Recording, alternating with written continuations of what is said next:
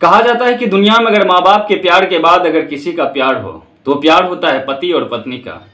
लेकिन दरअसल आज की अगर आप पूरी सच्ची घटना को आप जानेंगे, जिसमें एक व्यक्ति जो विदेश में रह करके नौकरी करता था, वो चाहता था कि वो अपने पत्नी अपने परिवार के साथ अपने देश इंडिया में रहे। और फिर वो इंडिया आता है। उसके बाद जो उसके साथ उसका पत्नी जिस घटना कर्म को अंजाम देता है, और फिर जब उस महिला के अवैध रिश्ता के बारे में लोगों को पता चलता है, जो भी लोग उस महिला के अवैध रिश्ता के बारे में जानते हैं, वो सारे लोग उस महिला को धिक्कार रहे थे, तरह तरह की उंगलियां उठा रहे थे, क्योंकि उस महिला के द्वारा किए गए घिनौना कृत्य ही कुछ ऐसा था जो समाज के लिए शर्मसार करने वाला था। दरअसल लोग ये भी सोच रहे थे कि आखिर क्या एक महिला का ये भी रूप हो सकता है। समझते हैं आज की इस पूरी सच्ची घटना को। राधे राधे, नमस्कार, सत श्री अकाल, मैं हूं कोमल यादव। आज की जो सच्ची घटना है, ये घटना है उत्तराखंड का एक जिला पड़ता है उधम सिंह नगर, और इसी जिला के अंतर्गत एक क्षेत्र पड़ता है जिसका नाम है बाजपुर। और ये पूरा मामला बाजपुर थाना क्षेत्र के ही अंतर्गत का है। और इसी क्षेत्र के रहने वाले एक व्यक्ति जिनका नाम होता है अहमद हसन, और उनका पत्नी का नाम रूबीना। अहमद हसन जो था वो अपने पत्नी के ही मायके में ही रह रहे थे। वहीं पे वो कुछ जमीन खरीदते हैं और फिर वहीं पे वो घर बनाते हैं, और उसी घर में वो अपने पत्नी और अपने कुछ परिवार के साथ वहां पे रह रहे थे। समय होता है 4 अगस्त 2023 के, जिस रात में अहमद हसन का अचानक से मौत हो जाता। पत्नी उस सब के पास बैठे हुए थे, बिलख बिलख के रो रहे थे। जो भी लोग उसके पास आ रहे थे वाकई में हैरान हो रहे थे कि आखिर एक व्यक्ति का इस तरह से इस उम्र में इस दुनिया को छोड़ करके जाना लोगों को हजम नहीं हो रहा था। पत्नी के ऊपर क्या बीतेगी जरा आप भी सोच करके देखिए कि एक जवान महिला का अगर पति इस दुनिया से छोड़ करके चल जाए तो शायद लोगों के लिए कहना भी था कि इस महिला को अब कमा करके खाने देने वाला लोग कौन होगा, इस महिला की पूरी परवरिश करने वाले लोग कौन होंगे, कौन इस महिला के दुख और सुख के साथी होंगे।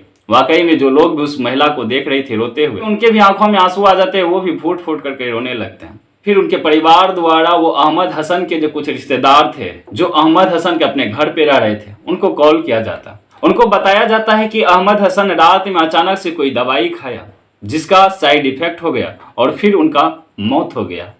परिवार वाले भी तुरंत उसके जगह पे पहुंचते हैं, बाजपुर पहुंचते हैं, और फिर जहां अहमद हसन अपने मायके में रह रहे थे वहां पे पहुंचते हैं।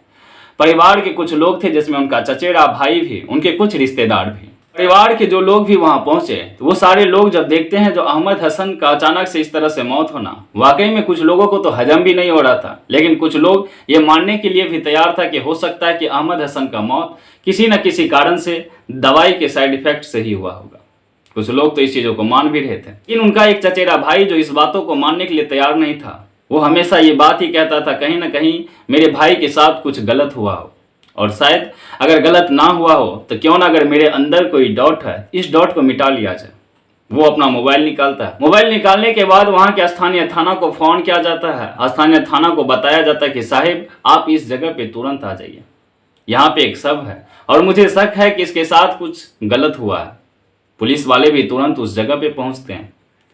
जगह पे पहुंचने के बाद उस सब के पास जाते हैं। सबके पास जाने के बाद फिर परिवार के तहरीर पे उस सब को पुलिस वाले पोस्टमार्टम के लिए भेजता है। परिवार वाले चाह भी रहे थे कि पहले इस सब का पोस्टमार्टम हो जाए। अगर इसके साथ कुछ गलत ना हुआ तो कम से कम मेरे अंदर की जो डाउट है वो खत्म हो जाएगा, कम से कम हम लोग तो संतुष्ट हो जाएंगे। आखिर मेरा भाई का अचानक से इस दुनिया को छोड़ करके जाना वजह क्या है, सब लोग जानना चाहते थे। आखिर कारण क्या है जिनके कारण से इनका भाई अचानक से इस दुनिया को छोड़ करके चले गए।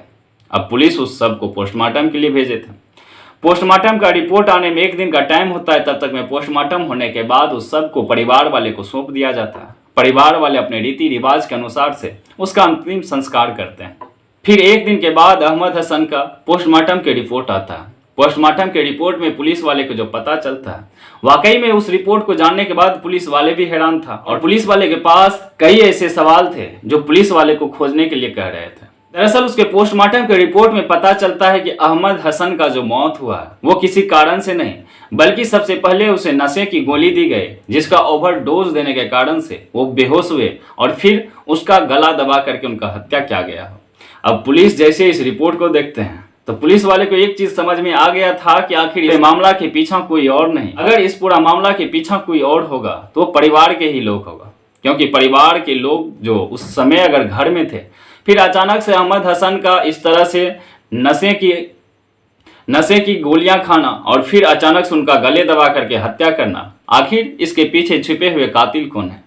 पुलिस वाले उनके घर पे पहुंचते हैं। सभी लोगों से पूछा जाता है कि आखिर उस रात क्या क्या हुआ था, फिर उनके पत्नी से भी पूछा जाता है, जो पत्नी बता रही थी कि पूरे रात वो उस घर में ही थे, लेकिन जब तक वो कुछ कर पाती समय बहुत कम था। पति का अचानक से तबीयत खराब होता और फिर कुछ देर के बाद पता चलता है कि वो अब इस दुनिया में नहीं रहे, जिस कारण से वो किसी को कुछ बता भी नहीं पाए। और फिर तब तक में समय आता है वो रोने लगते हैं, बिलखने लगते हैं। तब तक में पूरे समाज के लोग भी जानते हैं और फिर उनके रिश्तेदार के लोग भी जानते हैं। पुलिस उनको बैठा करके जब पूछ रहे थे तो महिला तरह तरह के बहाना बना रही थी। वो कभी ये बात बता रही थी कि वो घर से बाहर निकल गए थे, और कभी ये बता रहे थे कि वो बेड पे सोए हुए थे, पति घर से बाहर से घर आया, फिर उनके साथ क्या हुआ मुझे कुछ पता नहीं। लेकिन इस तरह से पुलिस के पास महिला के तरह तरह के बयान बदलना, पुलिस वाले का शक जो उस महिला पे गहराते जा रहा था। अब पुलिस अपना रवैया दिखाते हैं। पुलिस जब उनसे अपना स्तर से पूछताछ करना शुरू करता है तो महिला टूटने लगती है, और तब तक में पुलिस उसका मोबाइल भी अपने कैप्चर में ले लिया था। और उस मोबाइल में एक नंबर था जिस नंबर पे कई बार जो वो महिला उस रात में भी बात किए थे, और उससे पहले भी उस नंबर पे कई बार बात होता था। अब उस नंबर के बारे में भी पुलिस वाले पूछते हैं आखिर ये नंबर क्या है। और फिर जब पुलिस अपना रवैया के साथ उस महिला से पूछताछ करती है तो महिला टूटती है, और टूटने के बाद वो रोवीना पूरा का पूरा घटनाक्रम के बारे में खुलासा करती है। दरअसल अहमद हसन और रोवीना का जब शादी होता है कुछ दिनों तो रोवीना और अहमद हसन अपने घर पे रहते हैं। घर पे रहने के बाद अहमद हसन सोचता है कि क्यों ना बाहर जाया जाए। परिवार को अगर अच्छी दिशा में ले जाना है, उनकी परवरिश ठीक ठाक से हो तो कमाना तो पड़ेगा ही। और वो कमाने के लिए अपने देश छोड़ करके विदेश सऊदी पहुंचते हैं। वो सऊदी में ही लगभग 2 साल काम करते हैं और वहीं से कुछ पैसा जो अपने घर वाले को भेजते हैं। पत्नी की देखरेख के लिए वो अपने पत्नी को अपने मायके भेज देती है, जो कम से कम अगर पत्नी मायके में रहेगी तो वहां पे उनका निगरानी भी ठीक से होगा। माता पिता के साथ रहेंगे, भाई बहन के निगरानी के साथ रहेंगे तो किसी चीज का परेशानी भी नहीं होगा। और जहां तक बात रही अगर पैसे की, तो विदेश से भी पैसा भेज ही सकते थे।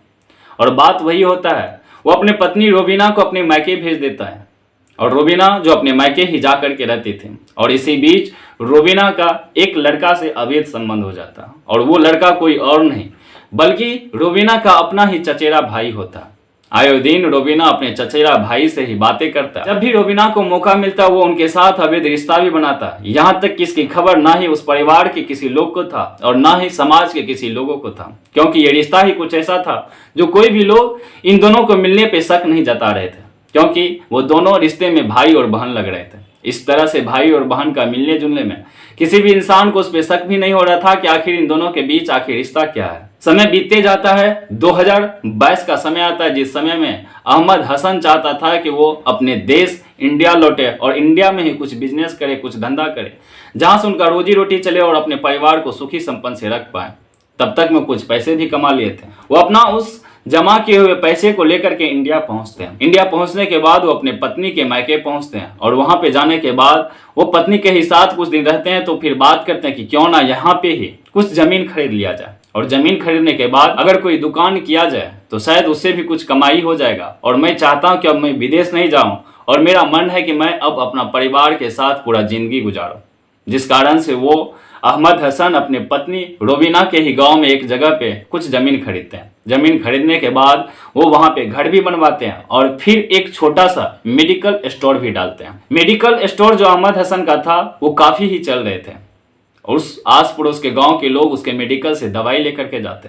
अच्छे क्वालिटी का वो दवाई रखते, जिस कारण से उसका मेडिकल काफी ही चले और जिस कारण से उनका आमदनी भी ठीक ठाक। लेकिन ये बात उसके पत्नी को नागवार गुजर रही थी, क्योंकि पत्नी के पास जब से उनका पति आया हुआ था तब से उसे अपने प्रेमी से मिलने में उनको दिक्कत हो रहा था। क्योंकि रोवीना चाहते थे कि जब उसका पति विदेश से वापस आया था तो वो सोचा था कि कुछ दिन पति घर पे रहेंगे और फिर वो विदेश लौट जाएंगे। लेकिन पति का विदेश नहीं जाना, कई बार तो रोवीना ये भी कहे कि आप विदेश में ही जाइए, वहां पे अच्छा पैसा भी कमा रहे थे और वहीं पे जाकर के आप कामकाज कीजिए। लेकिन पति इस चीजों का साफ खिलाफ करते हैं कि मुझे अब कहीं नहीं जाना है, मुझे अब जो भी कमाना है मैं अपने देश में ही रहूंगा और यहीं से कमा करके अपने परिवार का भरण पोषण करूंगा। समय बीतते जाता। इस तरह से रोवीना और उनके प्रेमी को ना मिलना ये दोनों को काफी ही खटक रहे थे। अब वो दोनों सोचते हैं कि क्यों ना अहमद हसन को ही अगर बीच से हटा दिया जाए। अब जब अहमद हसन नहीं रहेंगे तो फिर वो दोनों को एक दूसरे से मिलने में कोई दिक्कत नहीं होगा, जिस कारण से 4 अगस्त 2023 के रात में अहमद हसन को खाने में कुछ नशे की दवाई खिलाई जाते हैं, और फिर वो दवाई खा करके अहमद हसन जैसे ही बेहोश होते हैं फिर उनके पत्नी रोबीना और दानिश ने मिलकर के अहमद हसन का गला को तब तक दबा के रखता है जब तक वो इस दुनिया को छोड़ करके नहीं चलेगा।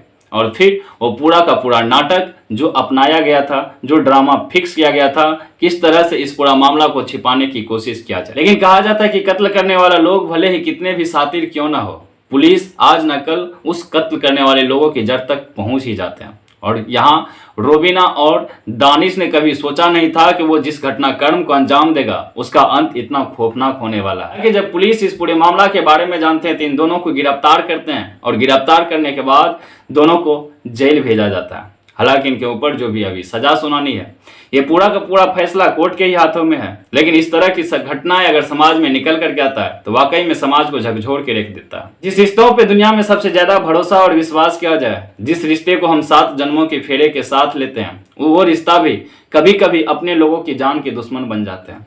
हालांकि आज की सच्ची घटना को सुनाने का मकसद किसी को परेशान करना नहीं, किसी के दिल को ठेस पहुंचाना नहीं, बल्कि आपको एक सच्ची घटना से रूबरू करवाना था। इस कहानी का जो भी राय होगा वो आप कमेंट में जरूर बताइएगा। तब तक आप खुश रहिए, आप अपना परिवार का ध्यान रखिए। फिर मिलते हैं कल एक नई कहानी के साथ। जय हिंद, जय भारत, वंदे मातरम।